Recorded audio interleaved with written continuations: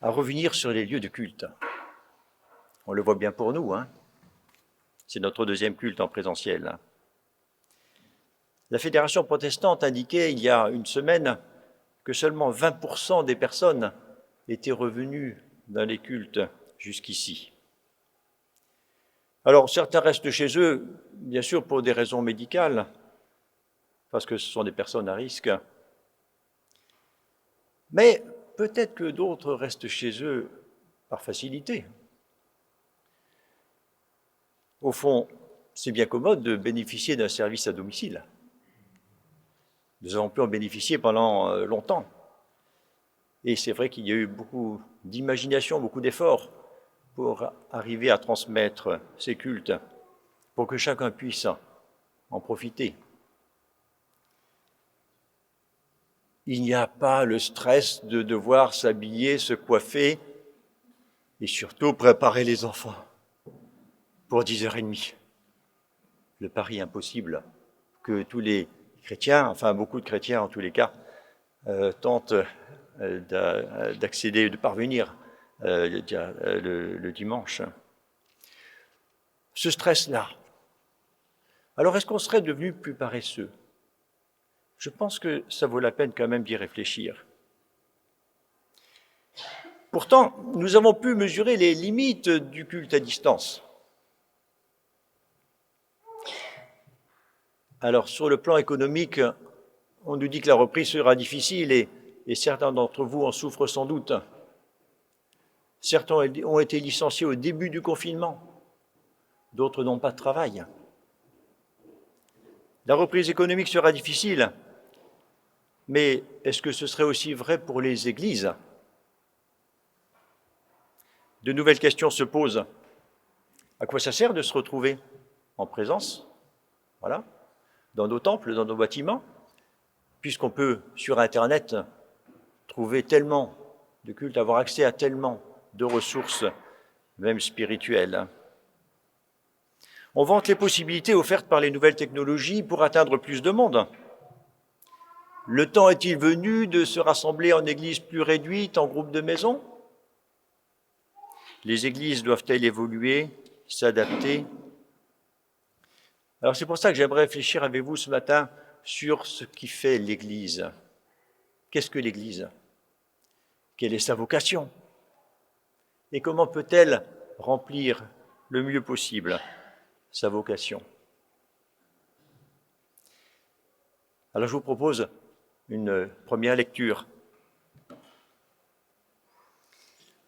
dans un texte évidemment bien connu, dans Actes 2, 42 à 47.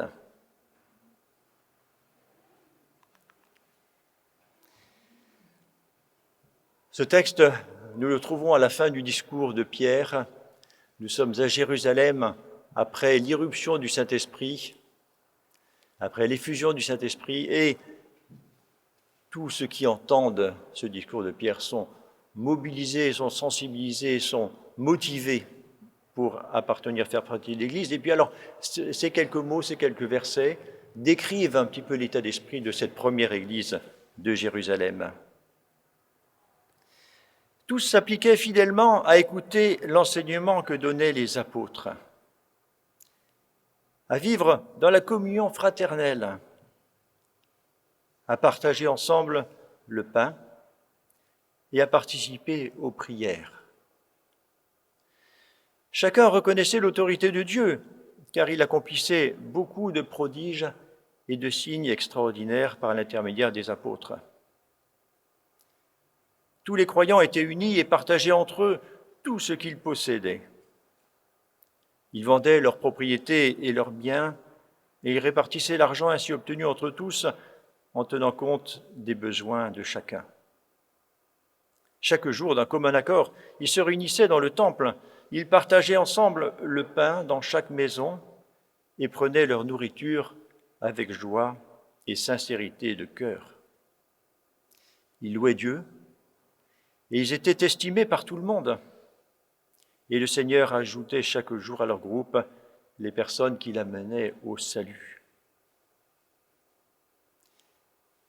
Quelle situation extraordinaire!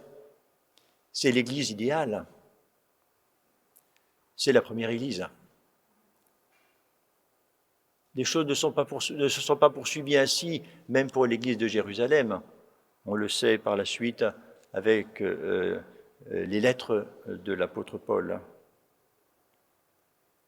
Alors au fond, qu'est-ce que l'Église ?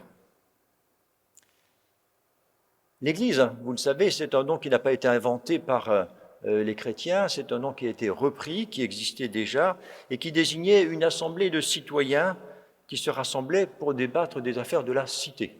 C'était un nom usuel. Ce mot est repris pour désigner la communauté de croyants, de ceux qui ont répondu à l'appel du Christ. L'Église est un rassemblement de croyants qui se base sur une confession de foi, comme celle de l'apôtre Pierre. Quand Jésus demande à ses disciples « Et vous, qui dites-vous que je suis ?» Pierre le premier répond « Tu es le Christ, le Fils du Dieu vivant. » Et c'est sur ce témoignage de Pierre que Jésus peut dire « Je bâtirai mon Église ». C'est là que nous trouvons pour la première fois dans le Nouveau Testament ce terme. C'est Jésus, dans la bouche de Jésus. « Je bâtirai mon Église ». Dans le symbole des apôtres, il est dit « Je crois en l'Esprit Saint, à la Sainte Église universelle, à la communion des saints, à la rémission des péchés, à la résurrection de la chair, à la vie éternelle. » Alors dans notre union d'église, et plus généralement dans les églises protestantes, on ne dit pas « je crois en l'Église ». On donne plutôt une définition des églises. Je voudrais vous indiquer celle de notre union d'église, l'union des églises évangéliques libres. Dans la déclaration de foi de notre union d'église, nous disons ceci: l'Église est formée de tous ceux que le Christ a réconciliés avec Dieu. Habitée par l'Esprit, elle est le temple de Dieu édifié par le Christ. Elle est visible localement dans des communautés qui, nous le croyons, doivent rassembler ceux qui professent leur foi en Jésus-Christ.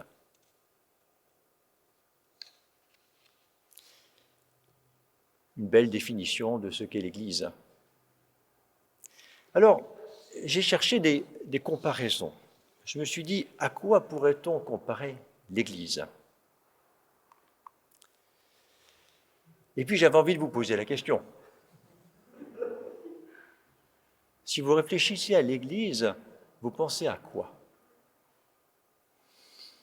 À une station-service, où on vient faire le plein, où on vient recharger ses batteries.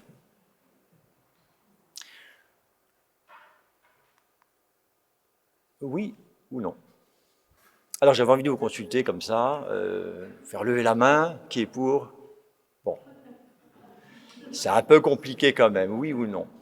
Et puis en fait, il y a peut-être tout ça à la fois. Alors, j'ai pensé à une clinique, un hôpital civil, une clinique pour soigner les plaies, un hôpital pour se soigner. Et puis, j'ai pensé à une école. Ah oui, une école où on vient pour apprendre. Et où on vient pour apprendre à mieux servir les autres. Et puis alors j'ai pensé à une auberge espagnole, où chacun apporte ce qu'il a pour le partager avec les autres. Mais je suis sûr que vous aurez d'autres idées. Une entreprise, où chacun sait faire. Un jardin, où il fait bon se reposer. Bon, il y aurait plein d'images comme ça, je pense, de métaphores que vous pourriez utiliser pour l'Église. Alors, dans le Nouveau Testament, il y a aussi des images données pour l'Église. L'Église est comparée à une famille. La famille de Dieu, le peuple de Dieu, de l'Ancienne Alliance, devient l'Église dans la Nouvelle Alliance. L'Église est comparée à une fiancée. qui se prépare pour le mariage. Elle est comparée à un temple de pierre vivante.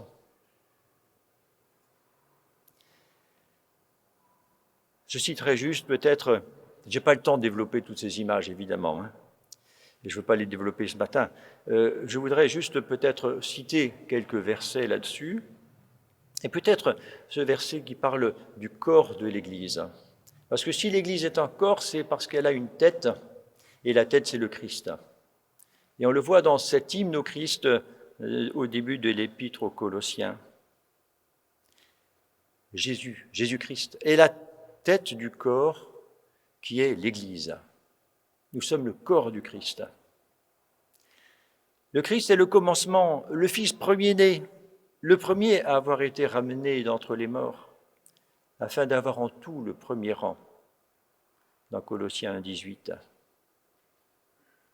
Dans ce texte, comme dans d'autres, et puis dans le beau chant qu'on vient de chanter, nous sommes une seule Église. L'Église est au singulier. Il y a une seule Église. Et puis à d'autres moments, on rencontre les Églises, on parle des Églises. Dans d'autres contextes, les Églises d'Asie vous saluent. Voici ce que j'enseigne dans les Églises. Paul aux Églises de la Galatie. Jean aux 7 Églises qui sont en Asie. Singulier pluriel, vous le savez, réalité universelle et réalité locale sont indissociables. Et les apôtres utilisent ces deux concepts de façon très proche. Oui, notre déclaration de foi que je viens de lire est juste. L'Église est visible localement dans des communautés qui sont les Églises. Elle est rendue visible dans ces communautés, dans ces églises locales, pourrait-on dire, mais qui sont les églises, qui sont la famille de Dieu. La famille de Dieu qui est à Corinthe, la famille de Dieu qui est à Colosse, la famille de Dieu qui est à Meulan. Alors quelle est sa vocation? La vocation de l'Église. L'Église est le peuple de Dieu choisi pour rendre témoignage par son existence même de la vérité de Dieu, de l'amour de Dieu en Jésus-Christ. Nous lisons dans ces beaux versets de Timothée, dans 1 Timothée 3,15, Paul dit à Timothée, « J'ai bon espoir de venir te rejoindre très bientôt.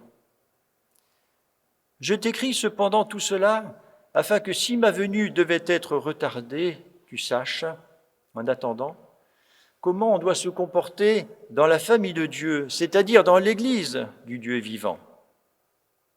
Cette Église est une colonne qui proclame la vérité, un lieu où elle est fermement établie. Alors dans ce passage, on voit justement cette Église qui est la famille de Dieu, pour savoir comment tu dois te comporter dans l'Église qui est la famille de Dieu. Et puis cette Église est aussi décrite comme une colonne qui proclame la vérité. Une colonne, au fond, c'est ce que faisaient les Romains en particulier, mais aussi les Égyptiens et d'autres aussi, pour proclamer une victoire ou les hauts faits d'un héros, d'un envahisseur, d'un empereur, de quelqu'un qui avait remporté une bataille, un combat. Il dressait une colonne qui racontait, on avait sculpté tout autour ou peint tout autour, les hauts faits de ce personnage. Donc une colonne qui annonce la grandeur de Dieu, une colonne qui annonce la vérité de l'existence de Dieu, une colonne qui annonce l'amour de Dieu. C'est une colonne qui proclame la vérité, un lieu où cette vérité est fermement établie. L'Église est aussi un signe pour le monde des esprits, comme nous le lisons ensuite dans Éphésiens. Ainsi, maintenant, grâce à l'Église, les autorités et les puissances dans les cieux connaissent la sagesse infiniment variée de Dieu.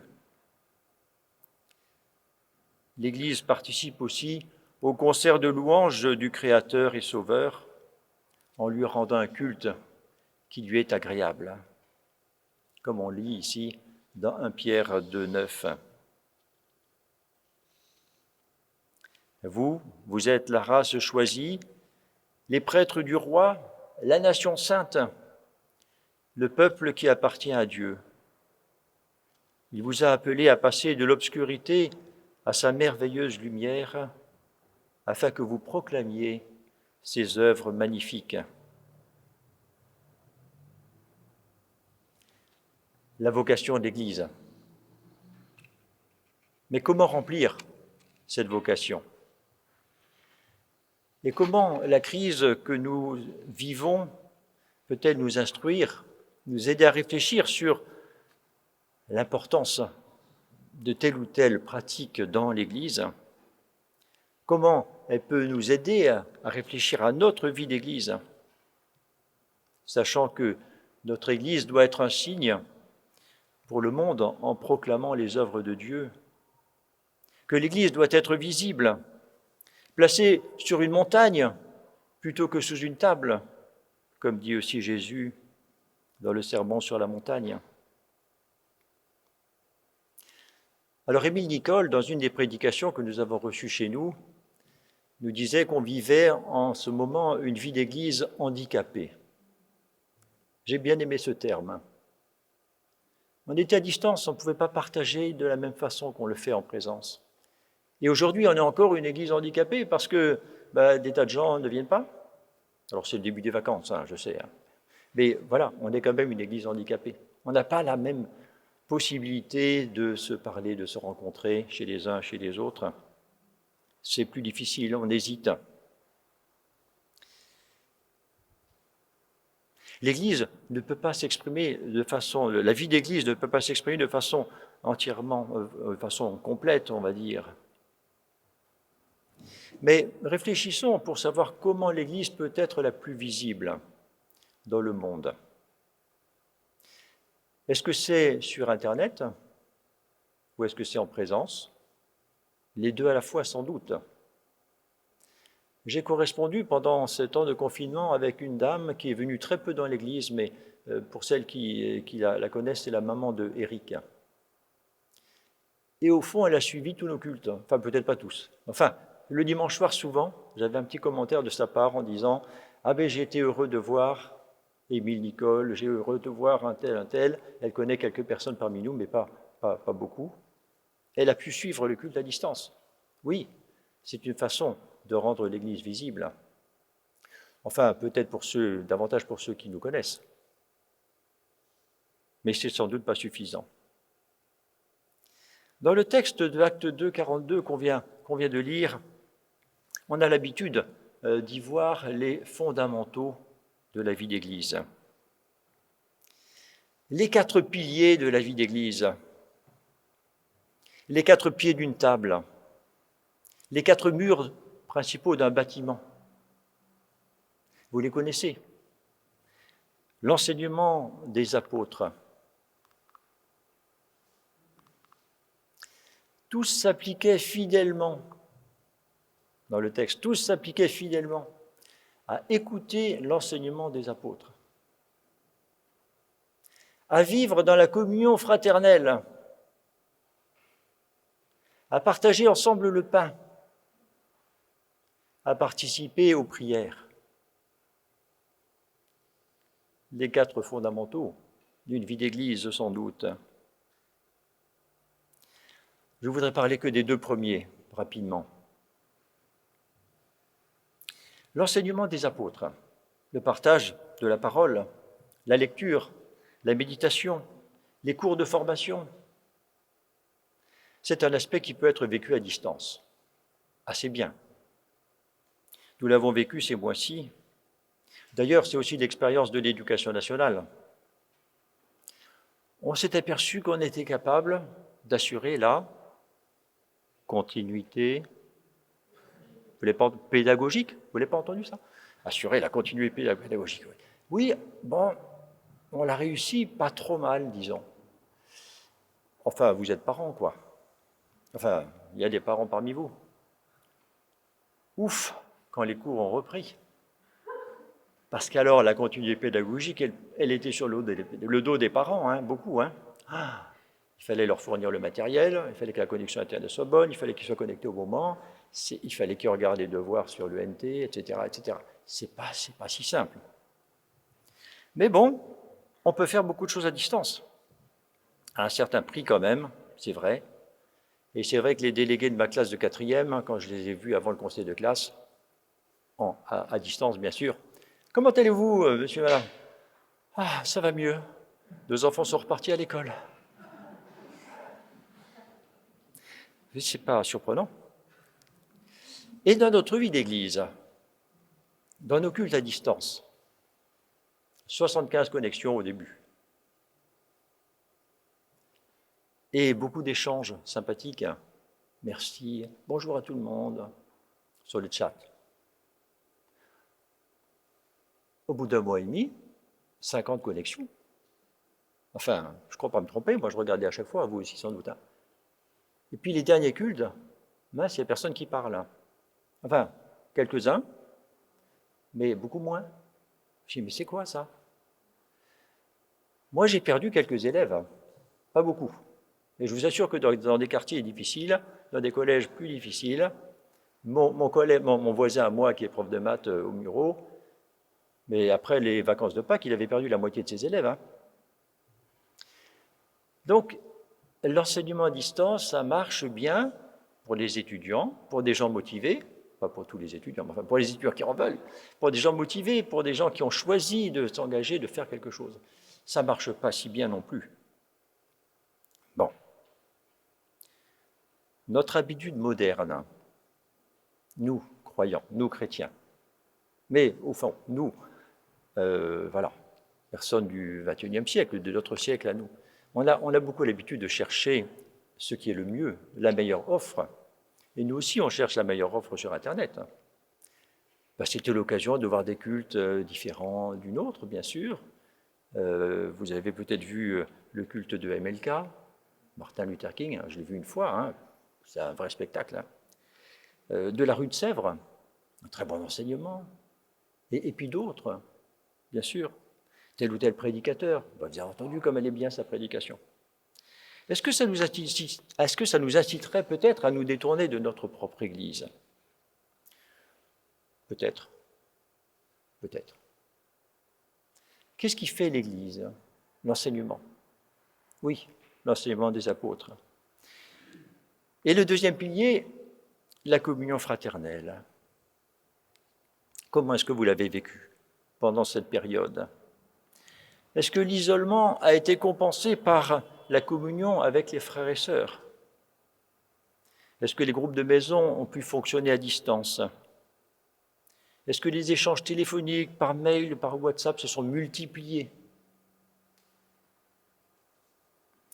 Oui, c'est certainement dans ce domaine que la vie d'Église est la plus handicapée. Les relations humaines se nourrissent de paroles, de gestes, de regards, mais aussi de visites, de partage de biens, de services rendus.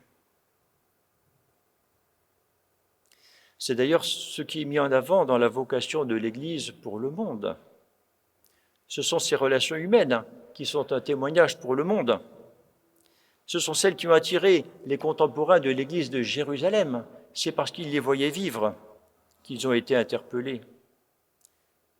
Des relations renouvelées par le Christ, par la conviction que nous sommes frères et sœurs en Christ parce qu'enfants d'un même Père. Quelles que soient nos origines, quelle que soit notre couleur de peau, quel que soit notre métier, notre niveau d'études, notre âge. Cet éloignement forcé ne nous a-t-il pas aussi éloignés de nos frères et sœurs? Réfléchissons à la vocation de l'Église. Est-ce qu'elle sera plus visible si nos cultes devaient se poursuivre en visio? Est-ce qu'elle sera plus visible? Alors, je suis aussi interpellé, et je terminerai par ça, par le mot communion fraternelle. la communion fraternelle au fond. Ce n'est pas les relations fraternelles, c'est bien les relations fraternelles. Ce n'est pas des relations sociales. Le mot communion est un mot fort. C'est la communion fraternelle dont il s'agit. Le mot communion, on l'utilise dans des circonstances exceptionnelles. Communier dans un même idéal. Être en parfait accord d'idées ou de sentiments. Il y a plus qu'un partage d'idées, une bonne entente. Il y a un but commun, une même vision, un accord profond trouvé. Une reconnaissance que l'autre est profondément relié aux mêmes objectifs, qu'il partage pleinement les mêmes valeurs et le même but. Oui, parce que la communion que nous sommes appelés à vivre prend appui sur la communion avec le Christ, la communion avec Dieu. Nous avons sans doute à nous remettre en question sur cette communion fraternelle et la façon dont on la vit, pour la vivre plus intensément. On rapporte que les chrétiens des premiers siècles vivaient une communion concrète au cœur des grandes épidémies qui frappaient le monde romain. Alors que les païens chassaient les malades, y compris ceux de leur propre famille, par peur de la contagion, les chrétiens prenaient soin de leurs malades et de leurs mourants et leur donnaient une sépulture. De nombreux exemples, d'autres exemples sont donnés par l'histoire. Le lien social fait encore cruellement défaut dans notre société et fait sans doute plus encore cruellement défaut dans notre société. Ce lien existe dans l'Église et il n'est pas qu'un intérêt commun. C'est parce que, par le Saint-Esprit, nous participons à la communion du Père et du Fils et du Saint-Esprit. C'est parce que nous participons à cette communion par le Saint-Esprit que nous pouvons être en communion fraternelle les uns avec les autres. Notre communion, elle vient de là. Ce n'est pas parce qu'on trouve tel ou tel sympathique, agréable, aimable. Non, c'est parce qu'il est frère et notre sœur en Jésus-Christ. Cette communion, nous la vivons au moment du partage du pain et du vin, au moment de la scène, qu'on appelle aussi bien sûr la communion. C'est une communion avec le Christ, c'est une communion les uns avec les autres. Le repas du Seigneur est la communion que nous vivons ensemble en Église. C'est un signe pour les autres, c'est un signe pour nous. Alors comment allons-nous développer cette communion fraternelle? Comment est-ce que nous allons vivre notre vie d'Église pendant ces vacances, certes, mais surtout à la rentrée?